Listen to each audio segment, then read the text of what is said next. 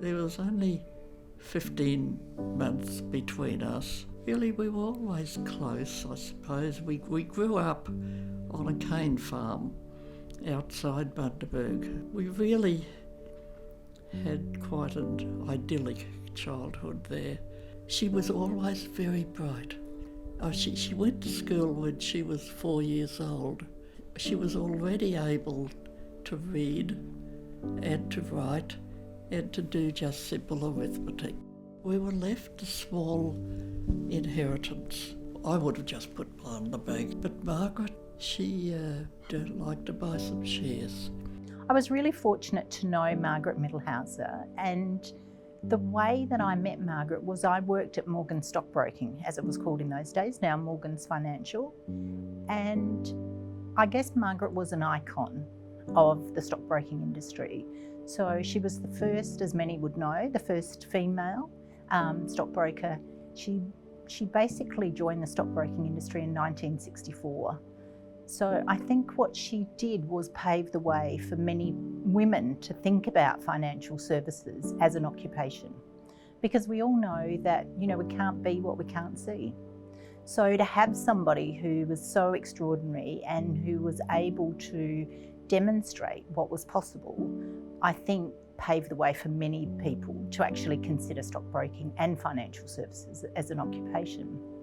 I first met Margaret when I was working as a solicitor, and I was in charge of the estate department of a big firm, and every estate, or many estates that I would come across, would have big shareholdings in their assets, and invariably Margaret Mittelheuser was their stockbroker. And I would find some very ordinary people that really didn't know much about the stock exchange, but Margaret looked after them and built up big portfolios. I've got lots of memories of Margaret. I think, she's a very strong woman, very happy to voice her concerns and her opinions. It was all men, and she was asked to make the tea. And she said, I didn't go to university to make tea. And I think that probably ruffled a few feathers. I really admired that in terms of her ability to be able to, stand up for what she believed in. And I think that's what made her such a formidable role model. She'd get into work and she'd take off her hat and gloves, that she always wore, and sit down and start her day's work. And it wasn't long before the head accountant came to her and said to her, Margaret, we don't start work until 9 minutes past 9. And she thought, oh, ridiculous, and she just ignored it.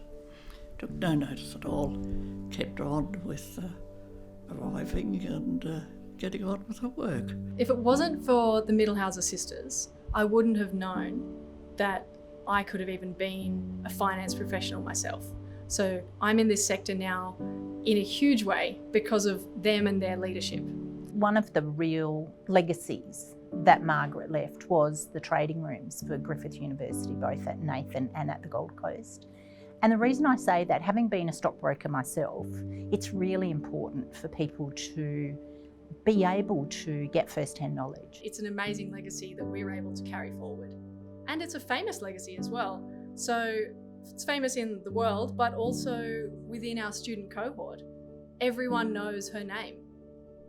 It's synonymous with this room and these terminals which connect them to the real world. A trading room with her name on it, I think, is just the best thing, really, because it's, Margaret would have just loved it.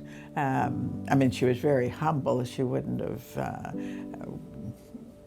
been basking in the glory or anything, but she would just, it would mean a lot to her to think that her life's work was being promoted now to young people to take up where she had left off.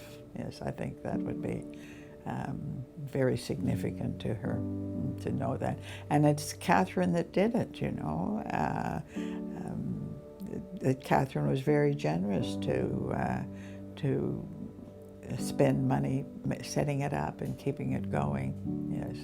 But I think the trading room's one of the best things that Griffith University's got, because of Margaret, but also the reasoning behind it. She could never have wished for any better memorial. Margaret would have loved that. Just loved it.